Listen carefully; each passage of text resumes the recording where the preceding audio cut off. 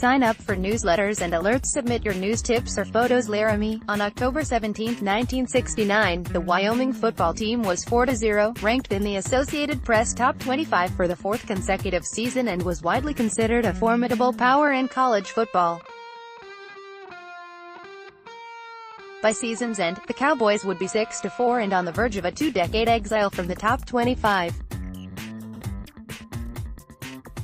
Long before Colin Kaepernick took a knee, 14 black members of the UW football team took a stand against racial injustice, namely against Brigham Young University and the Church of Jesus Christ of Latter-day Saints' treatment of blacks.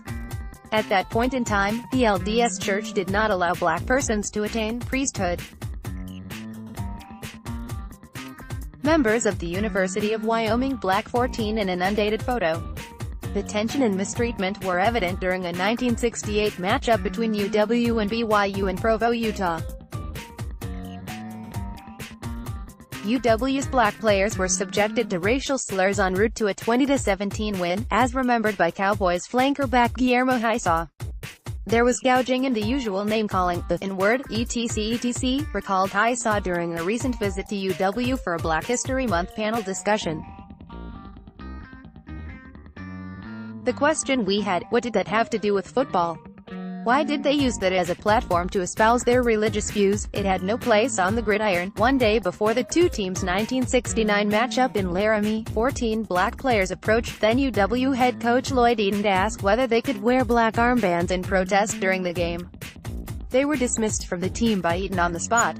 The loss of their positions on the team, however, was not the end. Then he said, "I want to see you guys in the fieldhouse," recalled Tony Moogie, who went on to play in 2 Super Bowls for the Washington Redskins, winning one. He told us that half of us didn't even know who our fathers were, to go to the Gramblings and the Morgan States of the world. The thing about it was, every time someone tried to speak, he screamed, "Shut up." He never even gave us consideration.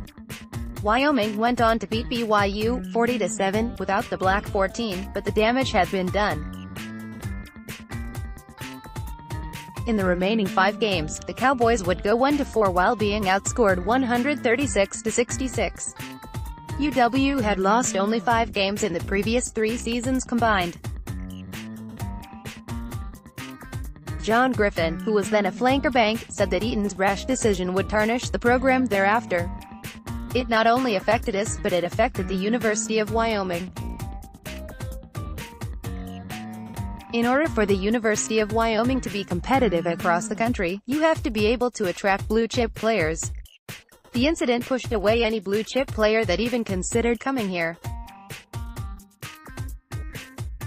They didn't want to come here and be part of the environment created by one man, the coach. Eaton would coach one more season at UW, finishing 1-9 in 1970, including a 23-3 loss to BYU.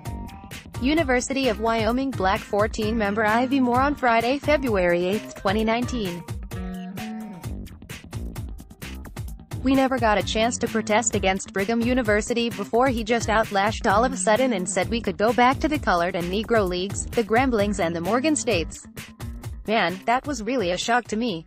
He jumped the gun and he told us we were no longer Cowboy football players.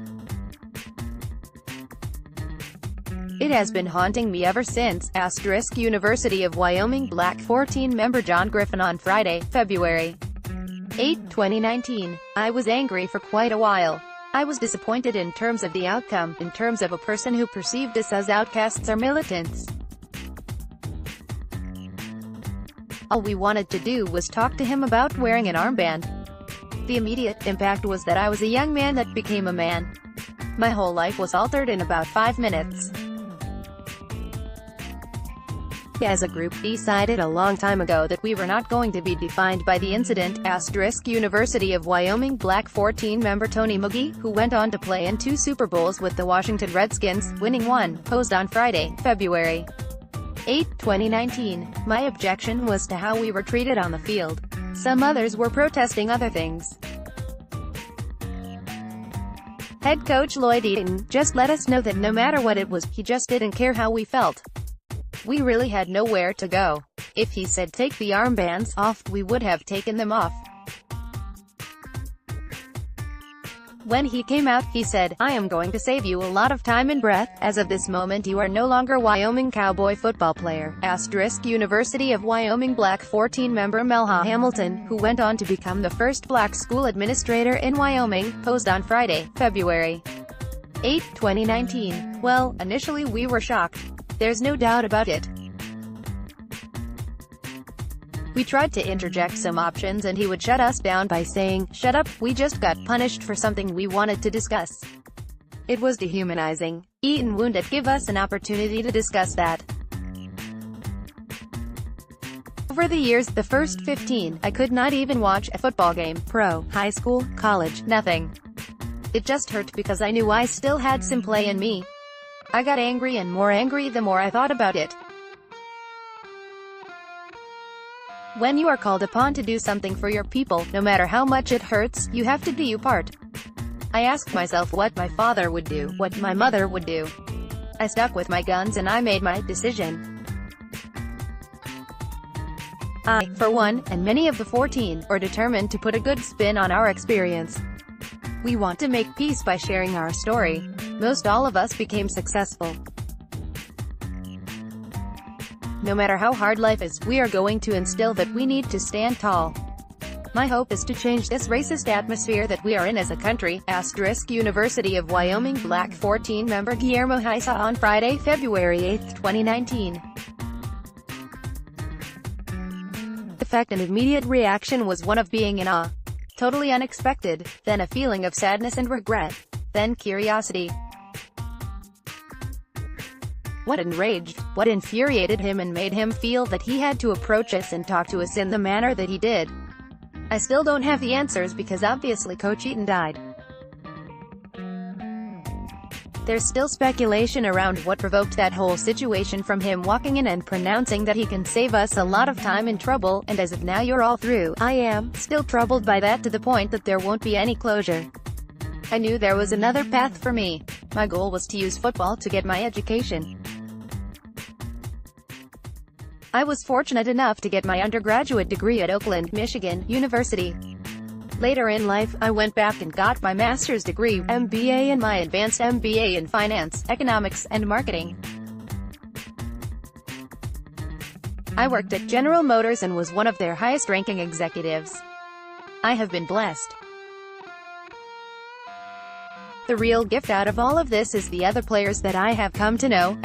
University of Wyoming Black 14 member Tony Gibson on Friday, February 8, 2019. I was shocked and dumbfounded when I heard the words come out of his mouth. I would say everyone used that word one time or another. We weren't anticipating that at all. He just completely cut us all off. It ended right there, much to everyone's surprise.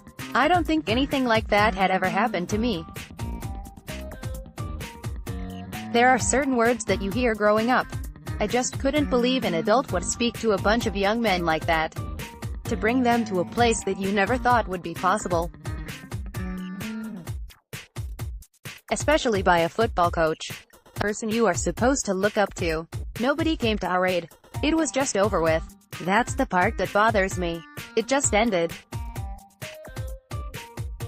We couldn't have a discussion or come to an agreement. We just wanted to ask if we could wear the armbands in the game.